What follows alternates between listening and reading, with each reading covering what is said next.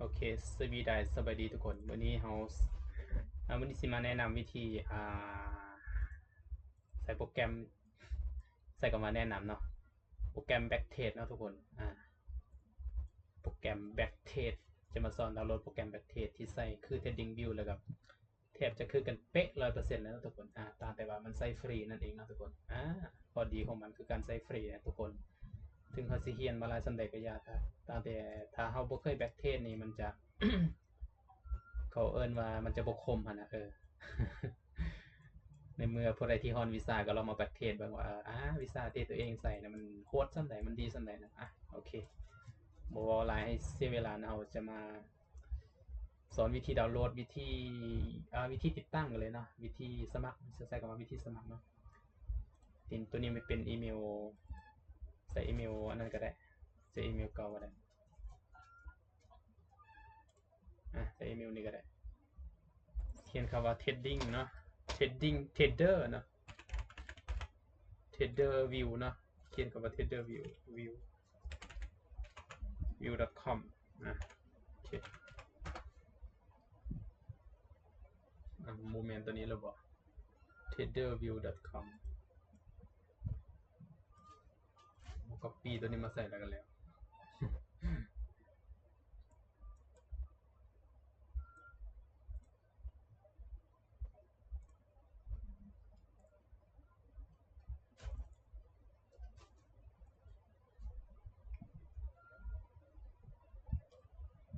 เดี๋ยวแป๊บนึง Threader View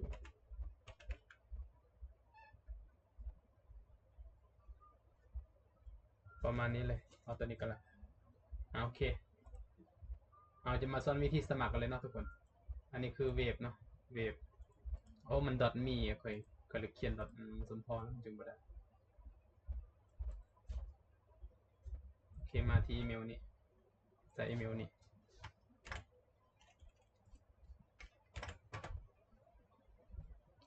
โอเคประมาณนี้เลยทุกคนหน้าเว็บของมันนะ threaderview.com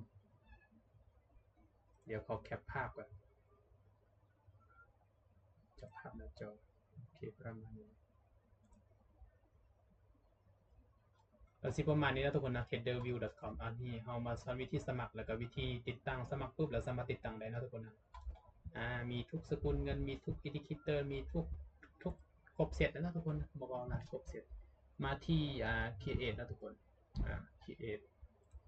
create account มาที่ซื้อนะเราก็ใส่ซื้อมันยุ่งมันยากก็ได้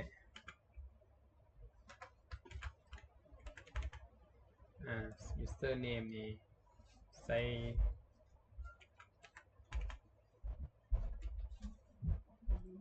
ส่วนอีเมลนี่ก็ใส่แนวใดก็ได้อยากได้เขาสิใส่นะตัวนี้นะ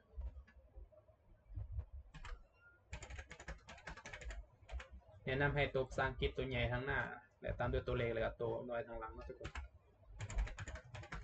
บอกเลยว่าโปรแกรมตัวนี้ใส่ดีนะทุกคนมาที่ create เลยทุกคนโอเคหลังจากนั้นมันจะส่งไปหามันบอกให้ล็อกอินมันต้องยืนยันอีเมลกันได้ปกตินะ verify อีเมลนะทุกคนนะ verify อีเมลมาที่นี้นี่ทุกคนนะตัวที่หนึ่งนี่กดตัวนี้ก็ได้กดตัวนี้ก็ได้กดตัวนี้เลยล็อกอินมันบอกให้ล็อกอินโอเคหลังจากนั้นก็กดล็อกอินเข้าไปทุกคนเพราะว่าเขาบันทึกรหัสผ่านนั่นเองก็ประมาณนี้แล้วทุกคนนะนาวีก็จะประมาณนี้บอกเลยว่าครบเสร็จเนาะโอ้ยก็ตามหาตั้งนานเลยโปรแกรมเวน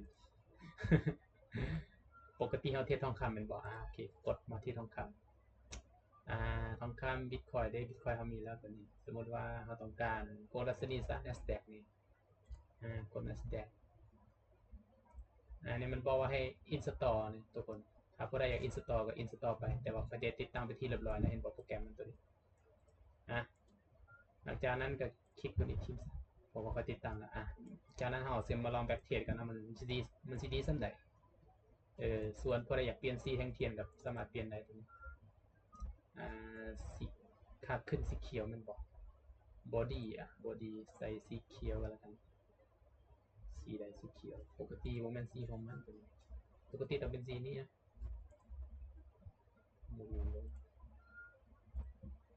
สีนี้ก็แล้วกันจิตจัดดีสีของมันกับตัวนี้ตัวปกติโอเคประมาณนี้ส่วนไส้มันก็ใส่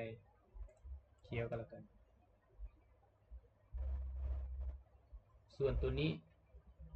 ตัวนี้ใส่สีแดงนะทุกคนเทนคาลงแทนคาลงมันเหมือนเทนคาลงส่วนตัวนี้ใส่สีเขียวนะทุกคนออเดอร์เดี๋ยว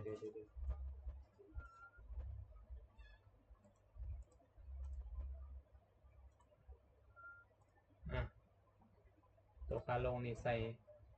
วิกนี้ใส่มันเป็นใส่เทียนของมันนะทุกคนโอเคประมาณนี้เลยเอ้ย คือแปลกๆแต่ว่าตัวนี้มันบอกค่าขึ้นนี่สีเขียวเฮ้ยเดินมาถือได้ดิค่าลงต้องเป็นสีค่ากระทึกเลยดิตามแต่ว่าใส่เทียนมันบ่ถือนะทุกคนโอเคประมาณนี้เลยได้แล้วบัดนี้ก็สิแปลกๆตาได้นิดนึงนะอันนี้เราก็มาใส่โมงเฮาเวลาเด้หน่วยฮ่องกงบางกอกใส่ตัวนี้กันแล้วโอเคประมาณนี้แล้วทุกคนวันนี้เราจะมาแอป Indicator บัดนี้มาเล่นที่ Headphone นะทุกคนแบบเทสที่ Headphone เพราะว่าอันนี้ค่อนข้างที่จะหมัก Headphone กับ Head1 เพราะว่าทำเฟซอื่นกับบ่ค่อยได้สนใจหรอกแต่ว่าเวลาเข้านี่เขาสามารถเข้าใน M5 M15 M30 ก็ได้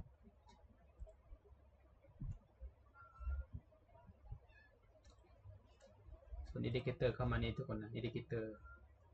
นี่ตัวของข้าพเจ้านี่จะใส่ Moving Average นะ MCD MACD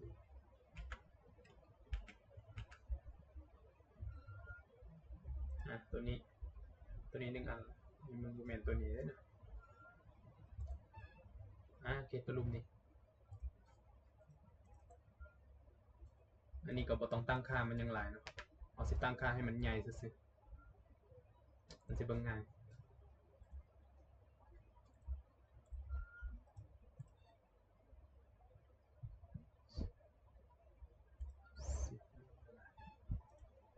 โอเคให้ใหญ่ๆแล้วประมาณนี้เลย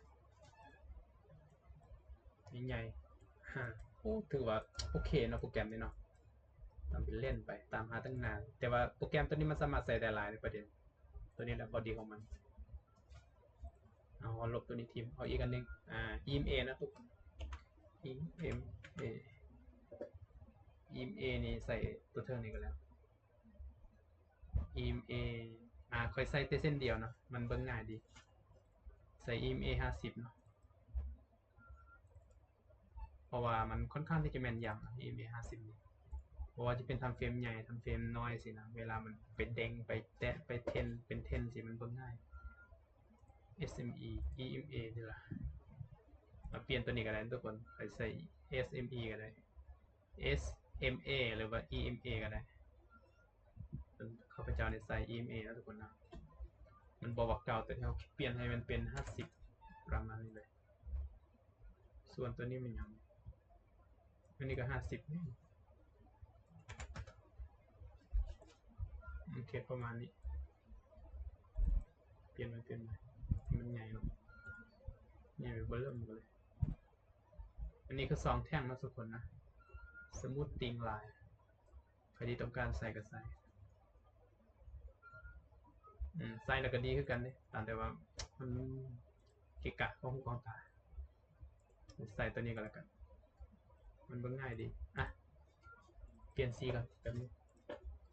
เป็นสีอย่างสีนี้ดีเนาะจุดจัดดี โอเคประมาณนี้เลยทุกคนเทคนิคของเราคือการ follow trend ทุกคนนะหรือว่าเบรกตัวนี้แล้วก็รอถ้าเป็นจังหวะกลับตัวนี่เราจะเบิ่งป ประมาณนี้นะคนนะนี่ประมาณนี้แต่ว่าอันนี้ก็ยังบ่แม่นสัญญาณกลับโตได้นี่สัญญาณกลับโตเขาจะมาเบิ่งแบบจุดบอดของมันนะจุดบอดของตัวนี้ของอินดิเคเตอร์ตัวนี้อันนี้จะเป็นเซนซูนอันนี้จะเป็นสามารถใส่เบิ่งวอลลุ่มหรือว่าจุดตัดจุดกลับโตได้เนาะตัวนี้เนาะแบบนี้เลยพุ่งแบบนี้เนาะพุ่งปุ๊บแล้วก็ขึ้นต่อยาวๆเลยถ้าอินดิเคเตอร์มันถ้าเป็นเทรนขาขึ้นแต่อินดิเคเตอร์มันลงมาแต่ว่าแท่งเทียนยังขึ้นแปลว่ายังมีแนวโน้มเป็นเทรนขาขึ้นหลายกว่านะทุกคนนะส่วน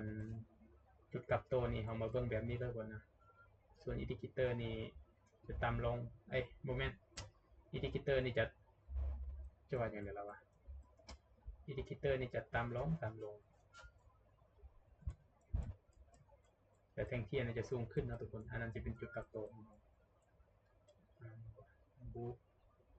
แบบนี้เราสามารถแบบนี้ค่อนข้างที่จะแม่นยำนะทุกคนนะแบบนี้แบบนี้เลยดีไว้โปรแกรมดีสนับสนุน แนะนำให้ไปใส่นะโปรแกรมนี้ทุกคนนะลองแบ็กเทสกันเป็นแบ็กเทสยังไง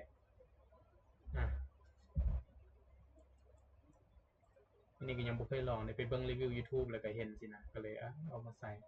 แต่ว่าข้อดีของมันคือมันสามารถแบ็กเทสทำเฟรมน้อยได้นะทำมาแบ็กเทสช่วงเวลามันนี่ก็บ่ค่อยแม่นดอกตามตรงเพราะว่าปกติที่จะแบ็กเทสจะทำเฟรมดีอินดิเคเตอร์เนี่ยบ่ต้องใส่หลายปวดหัวใส่ 2-3 อันแล้วก็เบิ่งให้มันเซียนก็พอนี่เราจะเห็นได้ว่าตัวนี้เป็นเทรนขาขึ้นชัดเจนนะทุกคนนะแบบนี้ก็ได้แล้วทุกคนจะตี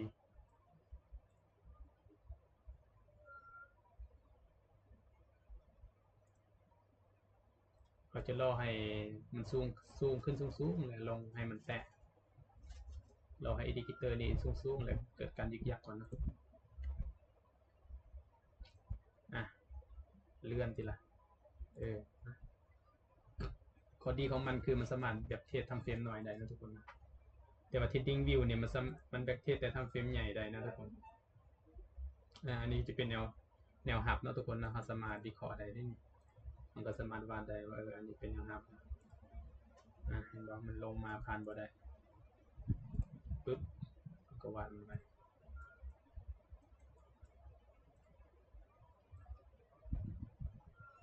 แต่ว่าในมุมมองกว้างๆเนี่ยมันเป็นเทรนขาขึ้นอยู่นะทุกคนนะแบบนี้ในเมื่อมันรุดแล้วกับปล่อยให้มันรุดไปทุกคนอันนี้มันยังเป็นไซด์เวย์ถ้าเป็นแบบนี้นะมึงใช้อินดิเคเตอร์นะทุกคนต้องให้มันตัดสวิงทางใดทางหนึ่งก่อนปูมปิ้วกันบอกแบบนี้เราก็ต้องตีแนวต้านเนาะทุกคนบูมตีในรถต้องคิดหลายตีเพี้ยนตีเข้าไว้แบบนี้รุดแล้วเนาะแบบนี้เนาะรอให้มันปิ้วบูมได้บ่ลงมาแตะแบบนี้มีโอกาสนะแบบนี้มีโอกาสเป็นขึ้นขาขึ้นเนาะไซเวก่อนใจเย็นๆไม่ให้ไซเวโอเคขึ้นแล้ววันนี้ขึ้นได้บ่ผมมาลองวางออเดอร์กันนะทุกคนสมมติว่าเขาสิส่วนสิโอ้มันใส่ได้หลายทำเล่นไปเฮาสิบายนะจุดนี้นะทุกคนบายปุ๊บรูมันจะลงมาแบบนี้ก็แล้วกันส่วนอันนี้ก็วางยาวๆไป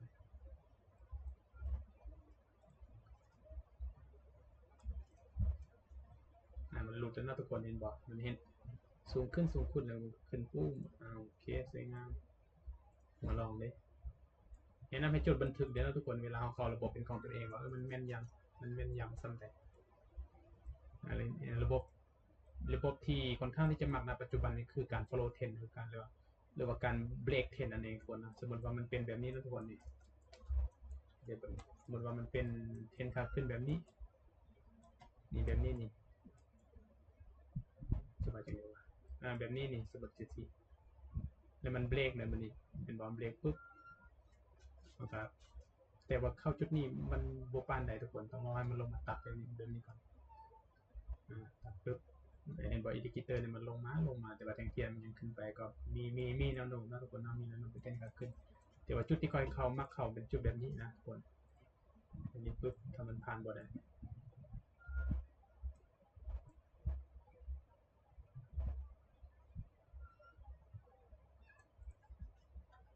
แต่ว่าความเสี่ยงสูงนะแบบนี้คนส่วนใหญ่เขาจะเซลล์กันรอให้มันขึ้นมาแบบนี้ปุ๊บเขาจะเซลล์กันนะคนส่วนใหญ่เป็นแบบนี้แต่ว่าให้รอมันขึ้นมาแบบนี้อันนี้แต่ว่ามันขึ้นไปสูงเกินเซลล์ปุ๊บลงมาแถวนี้ก็สามารถที่พีได้นะทุกคนหรือว่าจะบายก็ได้เพราะว่าตัวนี้เขาก็ต้องเบิ่งว่าช่วงนั้นแต่ว่าคนส่วนใหญ่ก็บ่กล้าบายนะแบบนี้อาจจะเป็นข่าวก็ได้มันบ่โซ่ข่าวอยู่เพราะว่าไอ้ตัวระบบเล็กเทนมันเฮ็ดกำไรได้ง่ายมันบ่ต้องได้ฟอกกราฟเอาหยังเทแต่ช่วงกราฟมันแล่นเอาเบิ่งสังเกตเบิ่ง PA ฝั่งใดฝั่งหนึ่งถ้ามันเกินราคาอยู่ทะลวงไปแบบนี้รอเบิ่งรอจังหวะมันเบรกนะแบบนี้รอกันโอเคแบบนี้จะลองเซลล์นะแบบนี้นะหลายคนก็น่าจะเซลล์คือเฮาที่บอก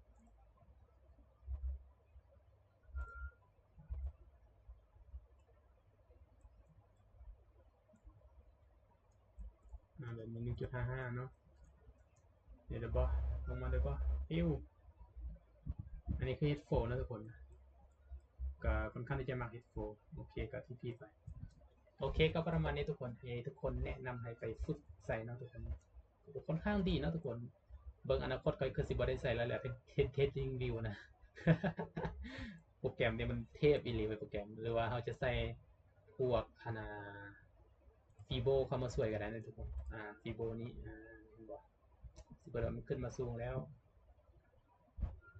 ฟีโบนี้มัน5จุดกับโตได้ทุกคนอันนี้เขายังไม่ได้ตั้งค่ามันได้ฟีโบเราจะลองตั้งค่าดูเนาะปกติเขาตั้งค่าอย่างนี้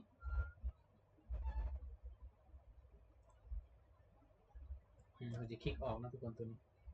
คลิกตัวนี้ออกปุ๊บคลิกนี้ออกคลิกออกให้หมดเลย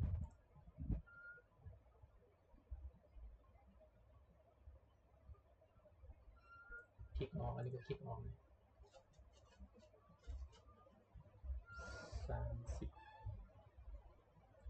ประมาณนี้แล้วทุกคนหรือว่าจะใส่ตัวนี้ก่อนก็ได้ตัวนี้เป็นจุดโลสุดๆละ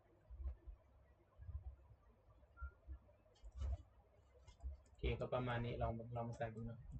เราจะเมนย้ำสำเร็จเราก็ลองมาต้องลองมาฝึกเราไปจำเป็นต้องแบ็คเทสแบบนี้ก็ได้เราลองมาฝึกกระดาษเปล่าฝึกวาดว่าเป็นยังจุดนี้มันคือเด้งจุดนี้มันคือแบบว่าอันนั้นนะฟีโบมันบอกฟีโบปุ๊บมันบอกมันลงมาเก็บ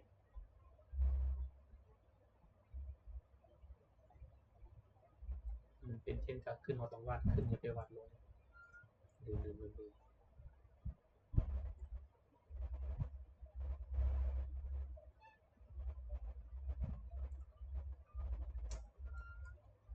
ปกติก็บ่ค่อยได้ใส่ในฟีโบหรือเขาจะใส่ฟีโบอื่นก็ได้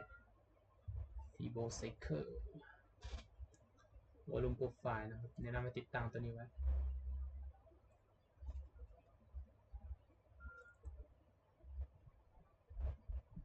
สมมติว่าอันนี้เป็น10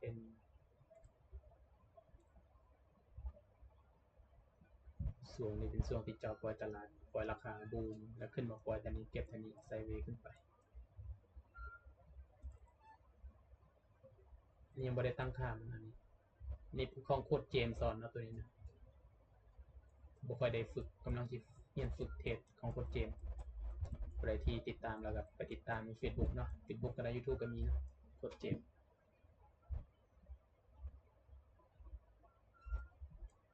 โอเคก็สิประมาณนี้ทุกคนพอวิดีโอนี้มันสิยาวเขามาสอนอันนี้สื่อก็ลองมาฝึกใส่เนาะอันนี้ก็ห่างก็สิเริ่มใส่มื้อนี้ตัวนี้ห่างก็สิเห็น YouTube ของอ้ายเพิ่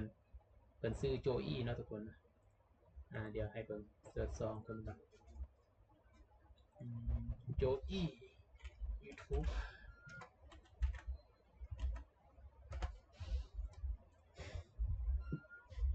ให้เครดิตเพิ่นกันเนาะโจอี้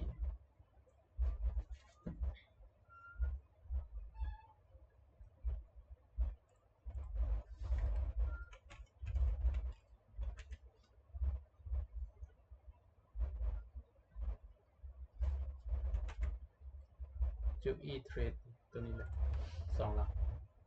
โอเคก็ประมาณนี้ปกติดตามเราโดนแล้วเนาะเป็นปี2 ปีแล้วที่บอกก็ให้เครดิตแล้วนั่นเองโปรแกรมที่เราสอนประมาณนี้เลยโอเคก็ประมาณนี้ทุกคนไปเจอกันเนาะเดี๋ยววิดีโอหน้าจะมาสอนมือใหม่สอนวิธีเข้าออเดอร์วิธีแต่จะสอนในมือถือสำหรับในคอมส่วนใหญ่มันบ่ค่อยมีไผแบบว่า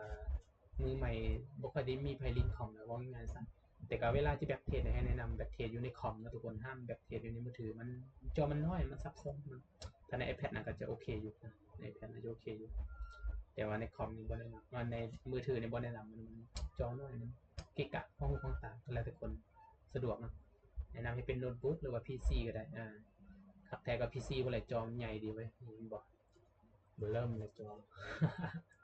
ก็แนะนำให้ไปใส่นะทุกคนไปใส่เบิ่งส่วนตัวข้าพเจ้าก็จะลองไปใส่ผมจะลองแบบเทสทำเฟรมน้อยได้รู้สึกว่าเวลาเขาทำเฟรมน้อยเนี่ยมันเห็นจุดเข้าจุดออกง่ายนะ M5 แล้วก็ stop loss TP เนี่ยมันจะ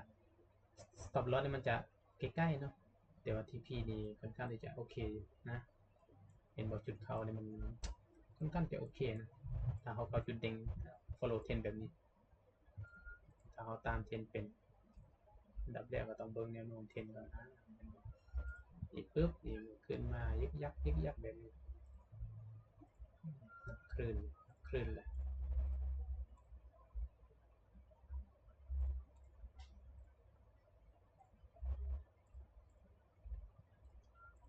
บูมขึ้นไปแล้วก็เซเวเทรนขึ้นไปมีมันเนี่ยรอให้มันมาตัดรอให้มันเป็นเทรนขาขึ้นแล้วให้มันขึ้นไปยาวๆก็ได้ให้รอให้มันแตะอ่า EMA 50บวกผ่านหลังจากนั้นเราปล่อยไปเป็นค่อนข้างที่แม่นยำสูงทุกคนแต่ก็หลักๆก็ต้องไปแบบเทียนั่นแหละมันจะใส่โมซัวบอะไรเนาะแล้วก็เป็นจุดที่เกิดกับดีมานด์ซัพพลายโซนในแห่งดีนะทุกคนนะแบบนี้ก็ดีก็ได้นะทุกคนเพราะว่าเดี๋ยวนี้กับแค่นี้ก็เป็นโซนของมันละเดี๋ยวเที่ยวนี้ก็ได้เดี๋ยวนี้ก็เป็นโซนของมันกับตัวบุพานติดซัพพลายโซนเป็นเซลล์ลงหมดนะแบบนี้ไม่โอเคนะแบบนี้มันมีเพราะว่าเดี๋ยวนี้ก็เป็นคนก็จะเทศแบบนี้แค่นี้บูมเซลล์ขึ้นมาปุ๊บบูมมันจะไปฮอตใส่เราบ้างคือไปกินสต็อปลอสก่อนลงมาในแบบนี้นะทะลุยาวๆทุกคนรอให้มันขึ้นไปแตะแล้วทุกคนรอให้มันเป็นสัญญาณกลับตัวก่อนแบบนี้โอเคนะทุกคนบายได้รอให้มันลงมาก่อนค่อยบายกันแบบนี้ค่อยบายแทนแบบนี้ก็ได้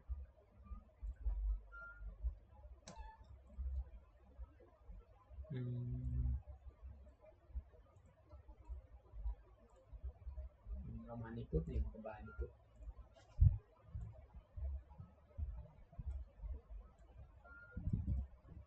แต่ก็เบิ่งที่พี่2 จุดก็ได้ทุกคนที่พี่1ต่อ1หรือว่า1 ต่อประมาณนี้เลยก็ได้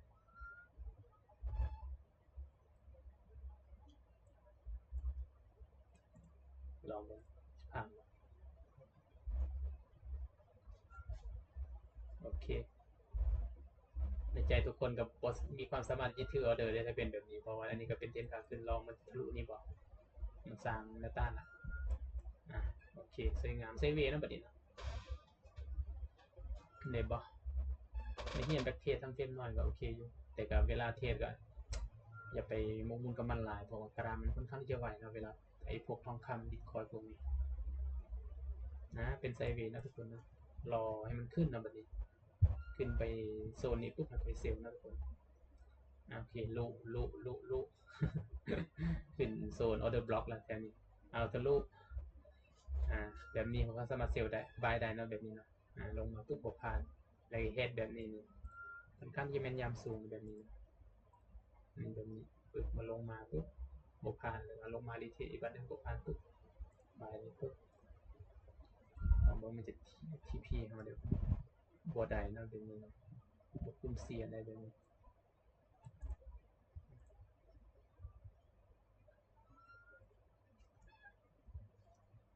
SL ผมมาเซฟก่อน